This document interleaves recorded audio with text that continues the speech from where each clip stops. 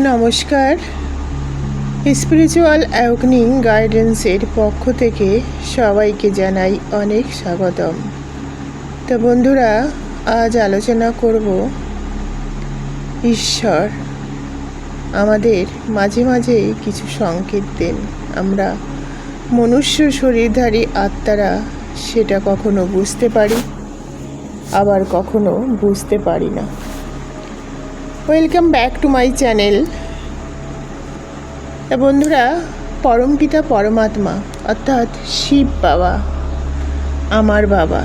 আমার মিষ্টি বাবা অর্থাৎ সমস্ত মনুষ্য শরীরধারী আত্মাদের আত্মিক পিতা, তিনি আমাদের জীবনের সঙ্গে ওতপ্রোতভাবে জড়িত। আমরা তার সন্তান। তিনিই আমাদের পিতা, তিনিই আমাদের মাতা, তিনিই আমাদের শিক্ষক, আর তিনিই আমাদের পথপ্রদর্শক।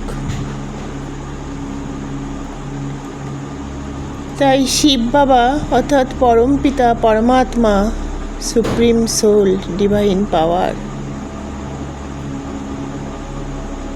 তার কিছু সংকেত আজ আলোচনা করব। তার মধ্যে 5টি সংকেত যেটা মানুষের জীবনে, মানুষের মন, সম্পর্ক, কর্ম, জীবনযাত্রায় এক অন্যরকম পরিবর্তন নিয়ে আসতে পারে। প্রথম সংকেত, অন্তরের মধ্যে হঠাৎ কোনো গভীর শান্তি বা সুখের অনুভব করা। অনেক সময় আমাদের মনে কোনো বাহ্যিক কারণ ছাড়াই মন খুব শান্ত হয়ে ওঠে, মন খুব শান্তিময় হয়ে ওঠে, মনে ভীষণ আনন্দ হয়। মনের যে অস্থিরতা, মনের যে ভয়, যে দুশ্চিন্তা, হঠাৎ দেখবেন সেটা যেন বিলীন হয়ে যায়। মনে হয় কোনো এক অদৃশ্য শক্তি আমাদের স্পর্শ করছে, আমাদের পাশে আছে, আমাদের কাছে আছে। এই সংকেত বোঝায় যে আত্মা তার আসল স্বরূপের কাছাকাছি আসছে। অর্থাৎ আমরা মনুষ্য শরীর তো আত্মাই ধারণ করে আছে, আর সেই আত্মার জাগরণ হচ্ছে। যখন আমরা পরমাত্মার স্মরণে থাকি, তখন পবিত্র চিন্তা করি, তখন আত্মা তার হারিয়ে যাওয়া শক্তিকে ফিরে পেতে শুরু করে। আর সেই শক্তির প্রথম প্রকাশ হলো গভীর শান্তি, কারণ আত্মার স্বরূপ হচ্ছে শান্তি, শান্ত। জীবনের শিক্ষা, প্রতিদিন কিছু সময় যদি আমরা নীরবে নিজের সঙ্গে সময় কাটাই, তাহলে আমাদের মন গভীরভাবে শান্ত হয়, শান্তি অনুভব করে। আমাদের পরিচয় আমাদের শরীর নয়, আমাদের আত্মা। আমাদের পরিচয়, আমরা পরমাত্মার সন্তান, আমি এক আত্মা। তাই পরমাত্মার সঙ্গে কিছুটা সময় তার সঙ্গ অনুভব করুন, তখন আপনি বুঝতে পারবেন প্রকৃত সুখ কোথায় আছে। প্রকৃত সুখ, প্রকৃত শান্তি আপনার অন্তরেই লুকিয়ে আছে, আপনি সেটা অনুভব করতে পারবেন। দ্বিতীয়ত হচ্ছে সঠিক সময়ে সঠিক সিদ্ধান্ত নেওয়া। অনেক সময় আমরা কোনো সিদ্ধান্ত নিতে যেয়ে অনেক দ্বিধায় থাকি। কোন সিদ্ধান্ত নেব, কি নেব, কোন পথে যাব, কিন্তু হঠাৎ মনের মধ্যে স্পষ্ট উত্তর চলে আসে। মনে হয় যেন কেউ ভিতর থেকে আমাকে সঠিক রাস্তা দেখিয়ে দিচ্ছে, সঠিক সিদ্ধান্ত নেবার ক্ষমতা প্রদান করছে।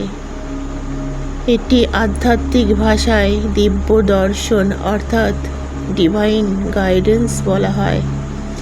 যখন মন শান্ত হয়, যখন মন পবিত্র থাকে, তখন আত্মা পরমাত্মার কাছ থেকে সূক্ষ্ম ইঙ্গিত গ্রহণ করতে পারে। জীবনের শিক্ষা খুব গুরুত্বপূর্ণ। গুরুত্বপূর্ণ সিদ্ধান্ত নেওয়ার আগে নিজের মনকে শান্ত করুন, পরমাত্মার স্মরণে থাকুন, তার সঙ্গে কিছুটা সময় কাটান অনুভবের মাধ্যমে। তার কাছে নিজের মনের কথা খুলে বলুন, দেখবেন তিনি আপনার সঠিক সিদ্ধান্ত নেওয়ার রাস্তা ঠিক দেখিয়ে দেবেন, হয় কোনো সংকেতের মাধ্যমে, নয় কোনো মানুষের মাধ্যমে। তখন ভুল সিদ্ধান্ত আমাদের জীবনে হয় না। তাই ধ্যান এবং আত্মচিন্তন মানুষের জীবনে অনেক অনেক শান্তি এনে দেয়, সঠিক সিদ্ধান্ত নেবার রাস্তাকে প্রশস্ত করে। 3, অনেক সময় আমরা গভীর স্বপ্ন দেখি, আর সেই স্বপ্নের মাধ্যমেই আমাদের বিশেষ বার্তা বহন করে। কখনো কখনো কোনো স্বপ্ন বারবার আসে, কোনো দৃশ্য মনে গভীর ছাপ ফেলে, অথবা অন্তর থেকে কোনো সতর্কবার্তা অনুভূত হয়। স্বপ্ন অবশ্যই আধ্যাত্মিক বার্তা নয়, কিন্তু কিছু কিছু অভিজ্ঞতা আমাদের আত্মাকে গভীরভাবে স্পর্শ করে। সেগুলি আমাদের জীবন সম্পর্কে নতুন উপলব্ধি দেয়। জীবনের শিক্ষা, নিজের অন্তরের অনুভূতিকে সম্মান করতে শিখুন। সর্বদা ভালো চিন্তন, অন্যের ভালো এবং পবিত্র জীবনযাপন করুন। আর প্রতিদিন, অর্থাৎ যখন আমরা ঘুম থেকে উঠি সেই সময় থেকে, যখন আমরা সকালে বিছানা ছাড়ি, আর যখন দিনের শেষে, রাতে সমস্ত কর্মের শেষে আমরা যখন বিছানা ধারণ করি, অর্থাৎ নিদ্রা যাবার আগের মুহূর্ত, সেই মুহূর্তটা প্রতিদিনের নিজের জীবনের কর্মের হিসাবগুলো একবার নিজের মনের সঙ্গে মিলিয়ে নিন। আমি কতটা ভালো চিন্তা করেছি, কতটা সৎকর্ম করেছি, কতটা সঠিকভাবে আজকের দিনটা কাটালাম। যখন মন পরিষ্কার হয় তখন সত্যকে উপলব্ধি করা খুব সহজ হয়। 4, প্রকৃতি, পশু পাখি বা পরিবেশের মাধ্যমে আমরা অনেক সময় ইশারা পাই। প্রকৃতি ঈশ্বরের এক মহান সৃষ্টি। অনেক সময় সূর্যোদয় বা নদীর ধারা বা পাখির ডাক বা ফুলের সৌন্দর্য বা আকাশের বিশালতা আমাদের গভীরভাবে শিক্ষা দেয়। প্রকৃতি যেন নীরবে বলে, জীবনকে সহজ করো। প্রকৃতি যেন নীরবে বলে, মনকে পবিত্র করো, নিজের জীবনে ভারসাম্য আনো। প্রকৃতির প্রতিটি উপাদান আমাদের নিঃস্বার্থভাবে অবিরাম সেবা করে চলে, আমাদের সঠিক শিক্ষা দেয়। প্রকৃতির কাছাকাছি যদি কিছুটা সময় কাটান, তাহলে মনটা দেখবেন এমনিতেই পজিটিভ ঊর্জায় ভরে যায়। তাই পরিবেশের সঙ্গে সময় কাটান, পরিবেশের প্রতি দায়িত্বশীল হন, সরলতা এবং নম্রতাকে জীবনের অংশ করুন। অনেক সময় কোনো কারণ ছাড়াই পরমাত্মার ভালোবাসা এবং তার স্মরণ জাগে। এটি এক গভীর সংকেত। যখন হঠাৎ মনে হয় আমি ঈশ্বরকে স্মরণ করতে চাই, আমি পবিত্র জীবন চাই, আমি অন্যদের ভালোবাসতে চাই, আমি অন্যদের সাহায্য করতে চাই, অন্যের কষ্টে আমার মন কাঁদে, আমার মনও কষ্ট পায়, আমার ভেতরে এক অনুভূতি জাগে, তখন বুঝতে হবে আত্মা তার প্রকৃত গৃহের দিকে ফিরে যেতে শুরু করেছে। অর্থাৎ আত্মার যে স্বরূপ, তার সেই স্বরূপের দিকে জাগ্রত হচ্ছে। এই ভালোবাসা কোনো ভয় বা স্বার্থ থেকে আসে না, এটি আসে আত্মার স্বরূপ থেকে, অর্থাৎ আত্মার গভীর তৃষ্ণা থেকে। তাই প্রতিদিন আমাদের উচিত পরমাত্মাকে স্মরণ করা, পরমাত্মার প্রতি, সমস্ত ইউনিভার্সের প্রতি, সমস্ত প্রকৃতির প্রতি, সমস্ত মনুষ্য শরীরের প্রতি আমাদের শুভ ভাবনা, ধন্যবাদ এবং ক্ষমা, দয়া ও সহানুভূতির মানসিকতা থাকা উচিত। যখন মানুষের হৃদয় থেকে অহংকার, হিংসা, লোভ, ক্রোধ ধীরে ধীরে দূরীভূত হতে থাকে, তখন সে পরমাত্মার সান্নিধ্য লাভ করে। আর এই সংকেতগুলি একটাই বার্তা দেয়, পরমাত্মা আমাদের বাইরে যতটা আছেন তার থেকেও বেশি আমাদের অন্তরের জাগরণ ঘটাতে চান, আমাদের সঠিক পথের দিশা দেখাতে চান, আমাদের আত্মার স্বরূপকে চেনাতে চান। যখন আত্মা শান্তি অনুভব করে তখন সঠিক পথ খুঁজে পায়, অন্তরের বার্তা শুনতে পারে, প্রকৃতির শিক্ষা গ্রহণ করতে পারে, পরমাত্মার প্রতি ভালোবাসায় ভরে ওঠে মন। তখন তার জীবনের সত্যিই পরিবর্তন শুরু হতে থাকে।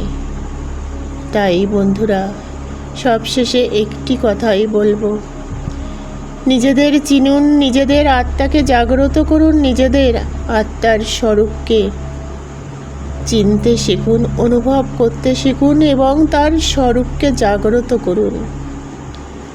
আত্মার জাগরণই হলো জীবনের পূর্ণতা, জীবনের পরিপূর্ণতা, আর পরমাত্মার স্মরণই সেই জাগরণের সবচেয়ে সহজ পথ। সবাই খুব ভালো থাকবেন, সবাইকে ভালো রাখার চেষ্টা করবেন। আমরা সবাই নিজের প্রতি, পরমাত্মার প্রতি, প্রকৃতির প্রতি, সমাজের প্রতি, পরিবারের প্রতি অঙ্গীকারবদ্ধ।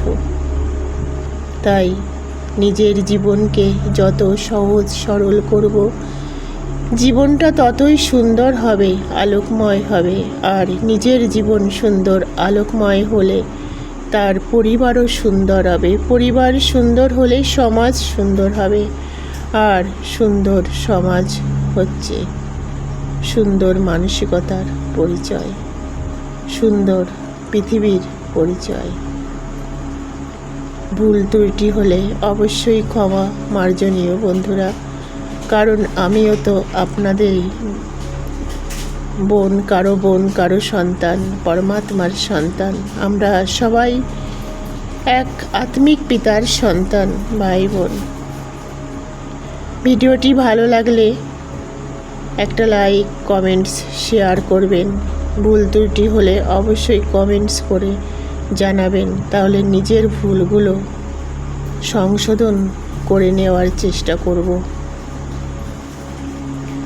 আর যে কথাগুলো আমি ভিডিওর মাধ্যমে প্রকাশ করছি, এগুলি আমার জীবনের অভিজ্ঞতা, আমার অন্তরের বাণী, আমার পরমাত্মা শিব বাবা, আমার বাবার ভালোবাসা, তার সহানুভূতি, তার সহমর্মিতা।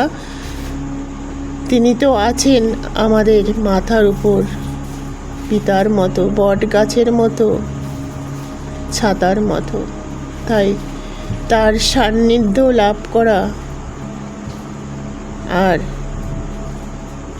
নিজেকে ধন্য মনে করা বা নিজের জীবনটা ধন্য হওয়া, এ তো কম বড় পাওয়া নাই। পৃথিবীর সব থেকে শান্তির জায়গা হচ্ছে, শান্তির কোল হচ্ছে আমার বাবা শিব বাবার কোল, শিব বাবার সহানুভূতি, শিব বাবার স্পর্শ অনুভব করা।